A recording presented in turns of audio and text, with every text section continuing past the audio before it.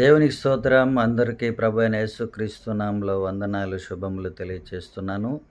ఈ అక్టోబర్ 1వ తారీఖు నుంచి దేవుని యొక్క సన్నిధిలో వాక్యము ద్వారా ప్రతిరోజు ఆత్మీయమైనటువంటి విషయాలను ధ్యానం చేయాలని, మరి కృపావాక్యము అనేటువంటి ఒక టైటిల్ ద్వారా మీ వద్దకు ప్రతిరోజు వాక్యాన్ని తీసుకురావాలని ఆశపడుతున్నాను. కారణం ఏంటంటే అపొస్తలుల కార్యము 20వ అధ్యాయం 32వ వచనంలో పౌలు గారు అంటారు, దేవునికిని ఆయన కృపావాక్యమునకు మిమ్మల్ని అప్పగించుచున్నాను.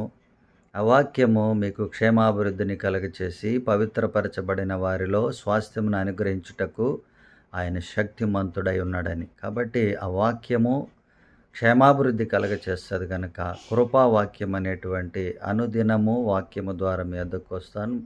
మరి విని ఆనందించి ప్రభువులో మేలులు ఆశీర్వాదం పొందాలని దేవుని పేరిట తెలియచేస్తున్నాను.